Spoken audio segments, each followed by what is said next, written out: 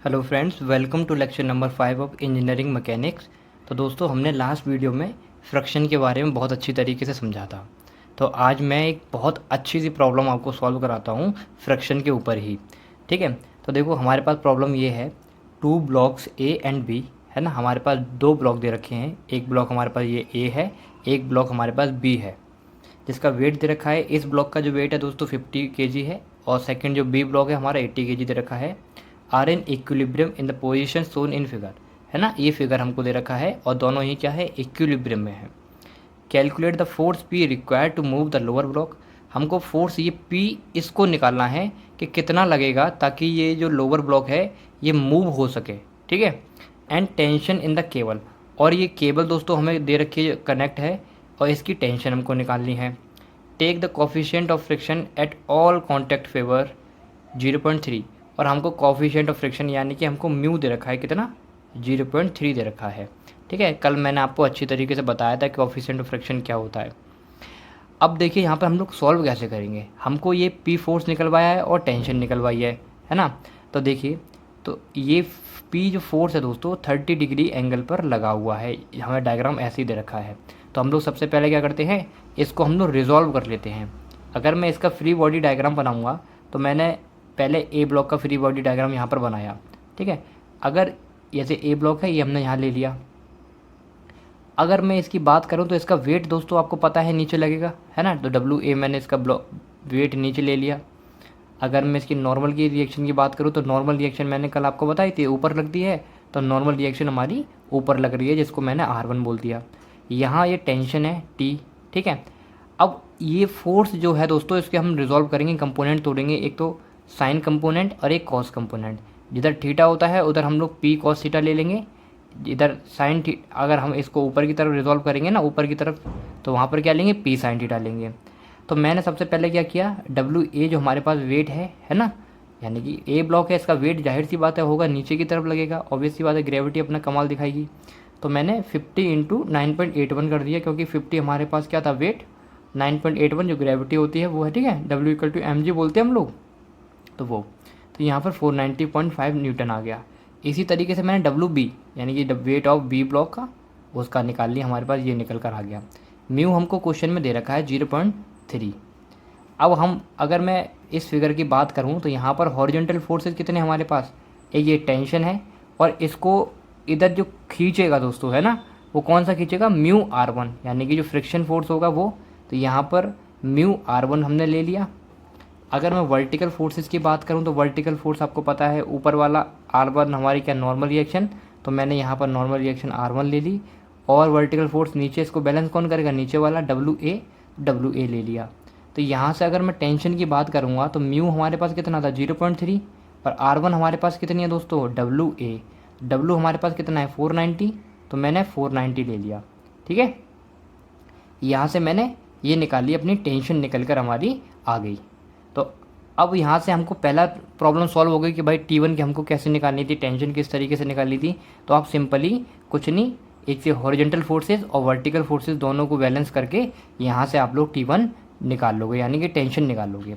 अब मेन बात आती है हमको ये पी फोर्स किस तरीके से हम लोग निकालेंगे। तो देखिए, इसको ध्यान से, थोड़ा सा ध्यान से समझिए कि मान लिया मैंने ये ब्लॉक, हमने सेकेंड ब्लॉक अलग से ले लिया। अब सेकेंड ब्लॉक में आप लोग समझिए कि हमारे पास ये जो पी फोर्स था इस 30 डिग्री एंगल पे लगा हुआ था। तो मैंने इसके कंपोनेंट तोड़ दिए, एक पी साइन थीटा, एक पी कॉस थीटा, मैंने जैसे अभी आपको बताया था ऊपर। अब इसका ब्लॉक का डब्ल्यू बी वेट लग रहा है, ठीक है, और R2 हमारी रिएक्शन, आपको पता है जहाँ वेट लगता है इसके ऊपर हम लोग सरफेस के परपेंडिकुलर क्या लेते हैं, नॉर्मल रिएक्शन लेते हैं। तो यहाँ मैंने R2 ले ली, नॉर्मल रिएक्शन।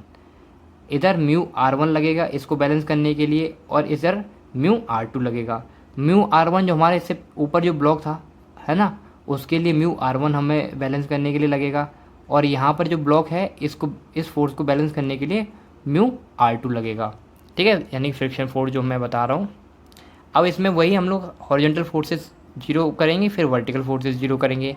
तो अगर मैं हॉरिजॉन्टल फोर्सेस जीरो करूँगा, यानी कि ये वाले फोर्सेस जीरो करूँगा, तो यहाँ पर आपको कौन सा फोर्स लगता हुआ दिख रहा है, एक तो पी कॉस थीटा, तो मैंने पी कॉस थीटा लिख लिया।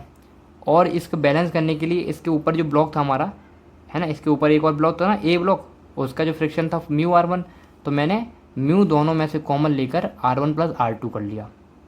ठीक है, अगर मैं P cos थीटा निकालूंगा, cos थीटा की अगर मैं वैल्यू निकालूँ cos 30 की, तो देखिए अगर मैं cos 30 की वैल्यू निकालता हूँ तो हमारे पास कितनी है 0.866। तो यहाँ पर 0.866 P मैंने यहाँ पर ये वैल्यू ले ली cos थीटा की। ठीक है, म्यू हमको पता था कितना था 0.3, और म्यू R1 अगर मैं निकालूंगा, ठीक है, तो R1 हमारे पीछे से निकला था, R1 कितना था हमारा, देखो अगर मैं R1 की बात करूँ तो R1 हमारा क्या है WA, यानी कि हमको 490 दे रखा है R1, है ना।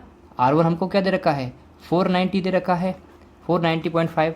तो मैंने यहाँ पर क्या लिया 490.5 में म्यू का मल्टीप्लाई कर दिया। देखो म्यू कितना था 0.3, मल्टीप्लाई अगर मैं करूँगा कितना 490.5, तो हमारा कितना निकल कर आएगा 147.15। तो म्यू इंटू R1 तो ये हमारा 147.15 निकल कर आ गया। फिर म्यू R2 हमने यहाँ ले लिया, म्यू की वैल्यू हमको 0.3 दे रखी थी। अब देखिए दोस्तों, यहाँ पर हम अगर इसको रिजॉल्व करेंगे तो यहाँ सिंपल ये लिख लेंगे हम, ये जो 0.3 R2 था इसको मैं इधर ले आया, माइनस में कर लिया, और 147 हमारा इधर के इधर ही रहा। अब मैं क्या करूँगा वर्टिकल फोर्सेस को जीरो करूँगा, यानी कि ये जो वर्टिकल फोर्सेस हैं इसको जीरो करूँगा, है ना। तो देखो वर्टिकल फोर्सेस कौन से, एक तो R2 लग रहा है तो मैंने R2 ले लिया। अब यहाँ पे एक वर्टिकल फोर्स हमारा P sin थीटा भी लग रहा है तो मैंने P sin थीटा ले लिया, दोनों को ऐड कर लिया। अब यहाँ पर जो नीचे फोर्स लगेगा तो देखो एक तो B ब्लॉक था हमारा, इसके कारण हमारा W भी लग रहा है, और इसके ऊपर एक और ब्लॉक था हमारा A ब्लॉक, उसके कारण WA भी तो लगेगा। तो दोनों को मैंने इक्वेट कर लिया, यहाँ से R2 का R2 ले लिया। अगर मैं इसको सॉल्व करूँगा sin 30 की वैल्यू कितनी होती है 0.5। अगर आपको यकीन नहीं है तो यहाँ से देख लीजिए sin 30 0.5 आ गया, 0.5 P हो गया। WA और WB हमने कितना आ गया हमारा 1275.3। ये हम दोनों की वैल्यू हमको क्वेश्चन में दे रखी है, दोनों को हमने बस ऐड किया है। ये हमारे पास WA है WB है, ठीक है। दोनों को ऐड करने के बाद हमारे पास ये निकल कर आ गया। अब हमको P निकालना है, तो देखो P किस तरीके से निकालोगे, इसमें से आप एक काम करो, ये जो वैल्यू है इसमें से आप लोग R2 निकाल लो और सेकंड वैल्यू में पुट कर दो।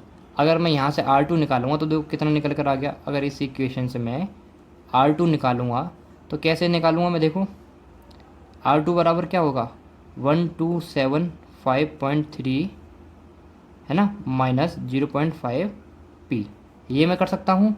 अब इस R2 की वैल्यू में इस वाली इक्वेशन में पुट कर देता हूँ, लो 0.866 P माइनस 0.3, R2 कितना है 1275.3 माइनस 0.5 P, और इस कितने बराबर है 147.15।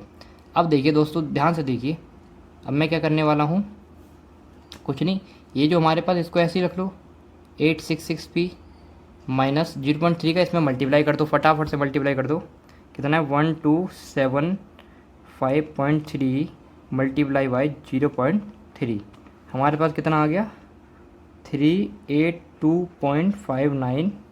ये तो ये आ गया, माइनस माइनस क्या हो जाएगा प्लस, 0.3 का 0.5 से मल्टीप्लाई कर दो, 0.3 मल्टीप्लाई बाई 0.5 कितना निकल कर आ गया 0.15 P।